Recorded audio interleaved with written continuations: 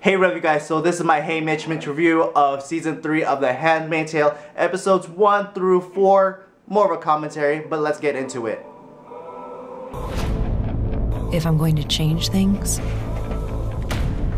I'm going to need allies. As Mrs. Waterford, you have influence. Up to a point. So move the point.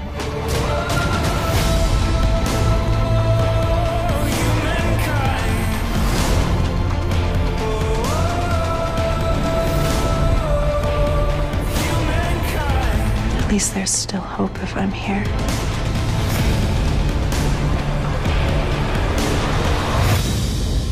Now Mom's got work. Hey, what up you guys? So before I get started, I think I want to do another video as far as why I love The Handmaid's Tale and its cultural relevance in 2019, right? And so I'll reserve that, but I will touch upon some certain likes why I like this show. So let's start with one.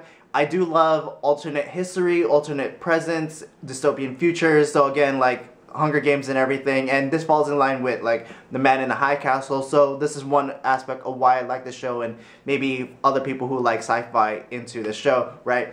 So two, it's very quotable. I mean, a lot of the things that they say is like, praise be under his eye, blessed be the fruit, may the Lord open. And it's just funny because I say that with my friends down the hall who like watching this show. It's like a praise be, you know.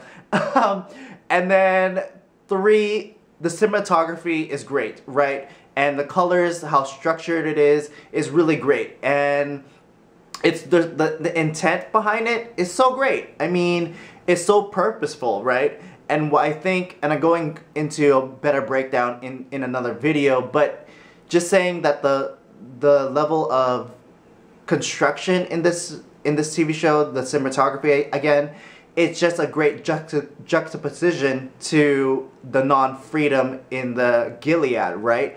Into what a world should be without freedom and artistic creativity.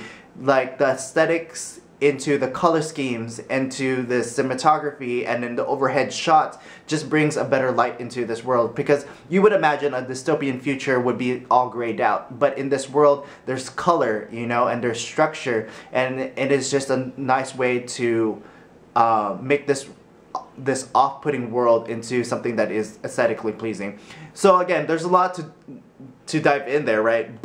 And then this review is episodes 1 to 4, and I'm gonna like go all over the place. So if you want to have a better breakdown, you can check out other people's channels, and they do like episode to episode. And I'll try to do that each week, but more so this is like broader topics, right? And again, I'll do another video as far as talking about, you know, why I love it, right? So let's go with starting from season 2 finale into this one. So again, it's really great seeing what has happened to June, and you would wonder like, how is June gonna survive this one? Like she, like, there's no way she could survive. But obviously you write it out, the writers wrote it out, you know. The Waterfords want to save themselves as well, so they have to formulate this story that, you know, Emily stole the child and everything. So cool, great, whatever. For Emily, I don't really care for Emily and her storyline. I understand it's important to see how someone could transition into this PTSD type thing, you know, where they're culture shock and going back to quote-unquote normativity and all this stuff. So I understand its importance doing that. I just don't really care about Emily as a character.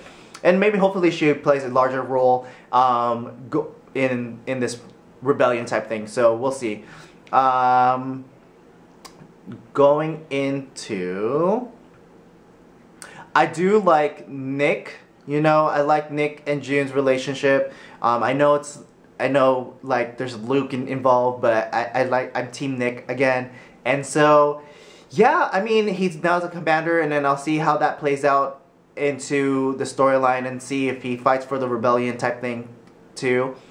Aunt Lydia is the type of person that she's the type of person you love to hate, you know. She's accepted in the Game of Thrones like Shame, so she plays that character.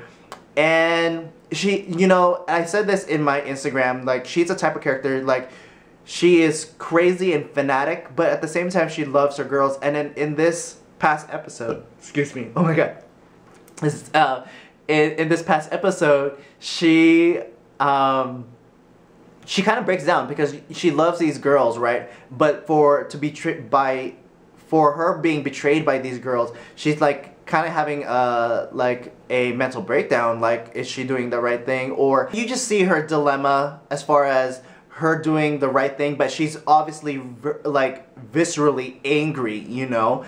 And so you see her breakdown, and I want to see how that builds into, like, is she becoming more fanatic, or maybe is she gonna sympathize with June, you know? And then going into Serena, you know, she's again a character that you love to hate. She's not as crazy as Cersei, but you know, she is someone who, like, especially in season 2, she always is almost doing the right thing and then she fails, and then like you get angry at her. And so going into this season, it looks like she might actually fall in line with June and go into this rebellion type thing, maybe stop the country that she helped create, you know. And there was scenes in that when she went to Canada and the guy questioned her and all that stuff. And so we'll see how that plays in. It's kind of like going into like the trailer, you know, where June is talking to her like she has a power to a certain point, then move the point. And so we'll see, and I'm looking forward to how they flush out Serena even more, and how she can use her abilities, because she's really smart, right? Like going into her whole speech in I think season 2 where she got shot, and then into this world that she created, and I want to see how she possibly can take it down, right? And then for June, I mean, it's obviously she's the main protagonist, and it's cool to watch her. I'm not always excited to see her, but you know, like in the episode 3 where she had to figure out which Marthas to keep, and then you know, it's just one of those things where you kind of feel for her, or it's one of those things where she's in this world that she chooses to be in, right? She could escape, but she obviously wants to save her kid and probably take down Gilead. And so she understands there's a system, right? And then she lashes out at Nick, right? Like, what can you do? And she's in this system because she's angry, because she's also complicit, right? But she needs to realize, and she does realize, that she can't save everyone, but she can save at least 5 Marthas that could overturn Gilead to change the tides, right? And so it's just a tug and pull with her as a character to figure out what she needs to do, despite what she, big picture wise, what she needs to do versus what she wants to do immediately, right? And so yeah, totally cool. I'm looking forward to how the story progresses, and really kind of going into the scene where Serena and June are smoking, right, in the pool room.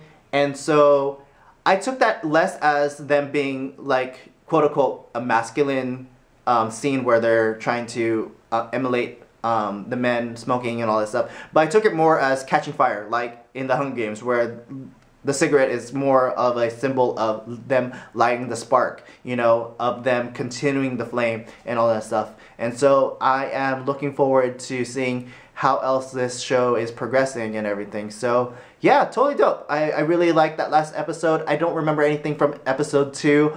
Episode 3 with the ending with the 5 Marthas was great, and then episode 4 was really great. You know, you got to see I don't know her real name, but Warren used to be her name, but I forgot what her name is right now. I can't think of it. But like how she's kind of like, I wouldn't say deranged, but she's trying to figure out this world that they're in, and she wants to be another mother for her kid that she already had. So it looks like my film cut out, and now I have to re-edit this ending portion and everything, which is fine because I'm all over the place, which is, again, cool, whatever. But overall, 4 episodes in, I am enjoying the season, and I am looking forward to the rest of the season.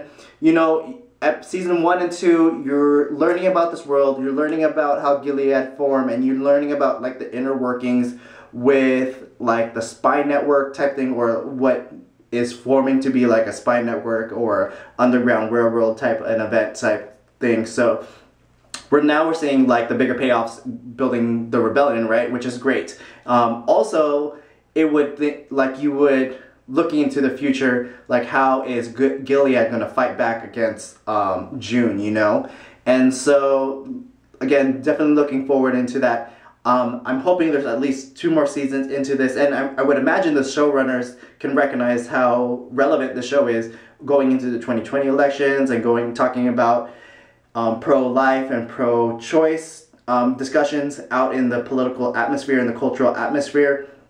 And so again, I'm pretty sure the showrunners are gonna extend this a lot more, right? And so again, I'm looking forward into that and seeing how this world is gonna develop and play out, you know? So yeah, I guess that wraps it up. So again, thanks for watching. You can follow me at my Instagram at HeyMitchMitch, and you can follow my joint Instagram at It's Mandatory Fun, as well as my joint YouTube, It's Mandatory Fun, where we do reviews and talk about military and talk about leadership and all that other stuff on that YouTube. And again, I do a lot of TV, movie reviews, as well as talking about culture and everything. So again, thanks for watching, help me build my channel, and see you in the next video. Blessed be the fruit.